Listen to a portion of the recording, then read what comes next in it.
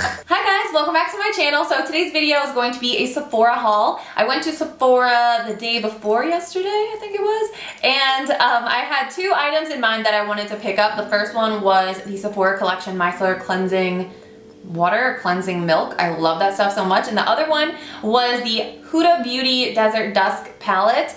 And don't worry, it's not a haul spoiler or anything because both of those products were sold out. It was a really big bummer, honestly. I was really excited. But I ended up swatching my way through the store and finding a lot of other goodies to sort of satisfy my appetite until I probably end up ordering those two products online. But yeah, so I found some really awesome things. I can't wait to show you guys. Before I get started, make sure you're subscribed to my channel. Give this video a thumbs up. And if you know somebody who would enjoy makeup videos, tell a friend. I mean, I feel like word of mouth is still super important to a little channel like mine. And it's a really big help to me, so I really appreciate that. And why don't we go ahead and get started. I'll show you guys the products. Also, I have to say, if you see me fidgeting with my shirt, which you probably will be seeing that the entire video is because I fell for one of those Instagram trends, which is like this tube top, tube sleeve shirt situation, which I actually think are super cute, but functionality wise, womp womp. This thing is the worst. Like every time I try to stand up, I just feel like I'm wearing a napkin ring. Like it just keeps falling down and it's just not even long enough to cover my boobs. It's just really like, if you see people wearing these in Instagram land, it's probably because they wore it for 4 seconds to take a selfie and then they put their hoodie back on. You know what I'm saying? So besides the two products that I did tell you guys that I really wanted to get, I did do a bit of recon before I went into Sephora to check out reviews on certain things because I knew I wanted to try a new foundation. And I always do that. I have to do my due diligence and my research before I go into Sephora. Otherwise, all hell breaks loose. Like I just go into a daze and I walk out of there and I don't even remember what happened and I just have all kinds of random stuff in my bag and I don't even know what I bought. So I always like to check out the reviews. Two foundations that are sort of similar in their claims and their formulas, I think, came up as really highly rated on Sephora, so I wanted to check both of them out. And the first one, it was really funny. So the first one that I tried was the Bare Minerals Bare Pro Performance Wear Liquid Foundation. This is SPF 20. So when I first walked up to the display, I tried a test bottle and it was clogged, so it just shot out in 19 different directions. I got foundation in my hair, I got it on my coat, I got it on my shirt. So I spent the next 10 minutes just like wiping foundation off myself. But I actually still ended up buying it because it just seemed like a really nice product. You know, typically I think of Bare Minerals as being very natural, more light coverage, but this is supposed to be full coverage. And it's also supposed to last 24 hours, I believe. The shade that I got in this product is Dawn 02. Oh wow, this looks super light now.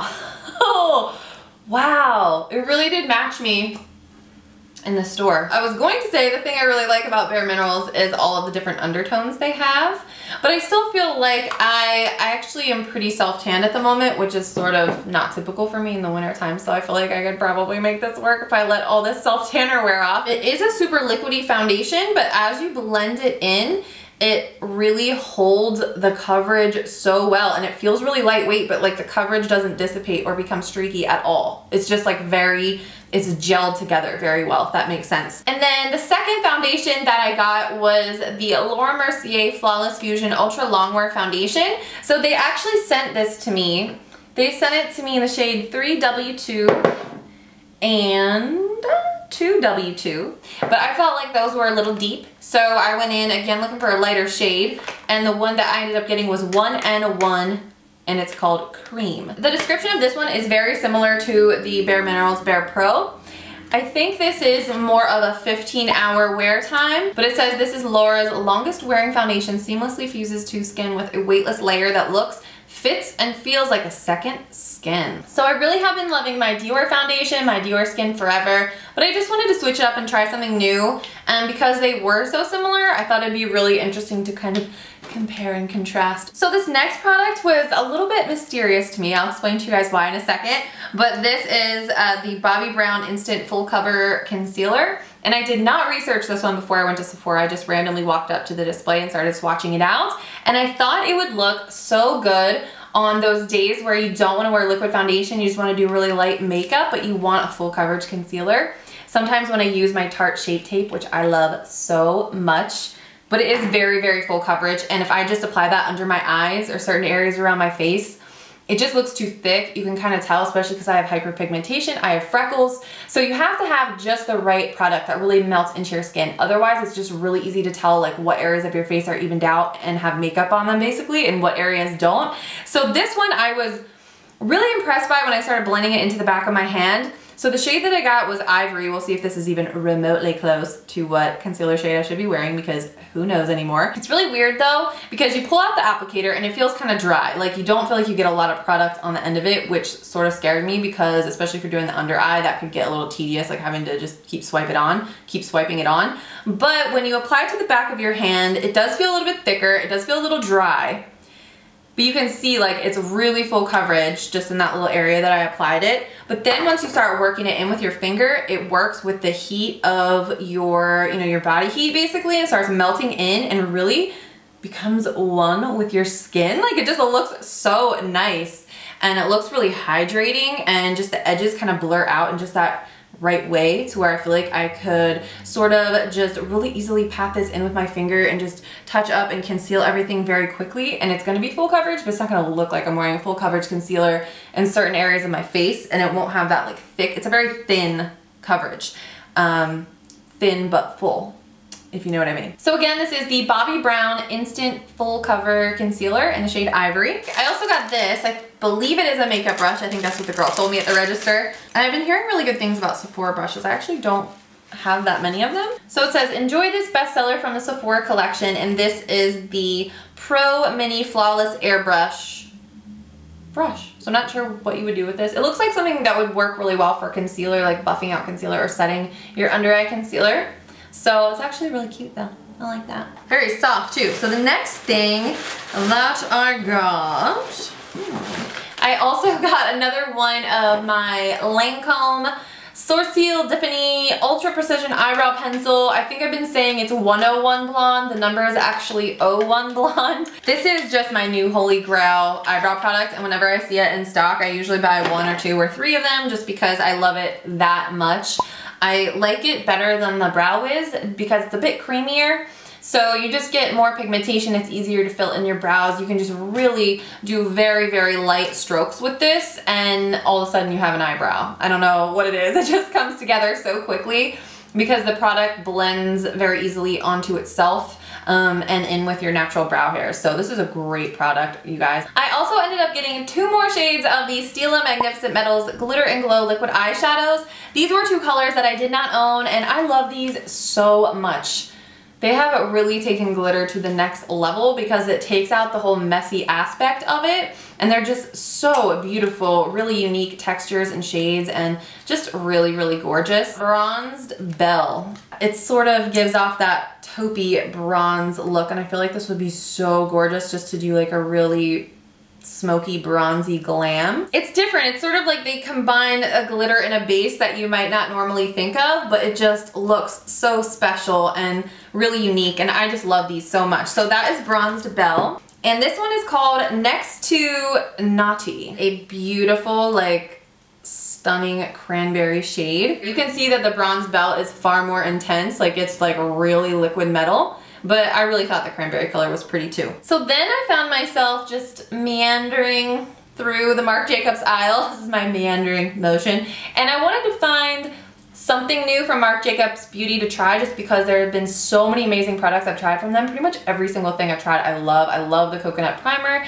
The coconut dewdrops highlighter is incredible. This is the Enamored High Shine Gloss Lip Lacquer in the shade Sugar Sugar. And I think this is one of their best sellers. It's a pretty popular product. But I just wanted a nice, lighter nude gloss. Just something really everyday, simple color. So this looked like a really beautiful shade. And it looked light, but not too washed out. Shiny, but it's not too sheer. So it's going to give you some color coverage as well. That looks really nice. I wish I could try it on right now, but wouldn't go very well with this red lip. And then let me know in the comments down below if you guys have tried any of the Fenty Beauty by Rihanna products. I was actually not sent any of the Fenty Beauty products when they first launched, so I know there's lots of reviews on YouTube about them, but I do feel like the reviews on Sephora were pretty good. They're very consistent on every product. Pretty dang good reviews for a first launch. So that got me intrigued, and I decided I was gonna go with one of her Killawatt Freestyle highlighter duos, and I think this was the lightest one. I got Lightning Dust / Fire Crystal, and first off, I love the packaging. I think this is so badass. I think Rihanna is badass. I love her. That is what the compact looks like. I like that it has little holographic slight duochrome to the actual compact itself. That's pretty cool. And when I swatched it out in the store, I was especially impressed by Fire Crystal.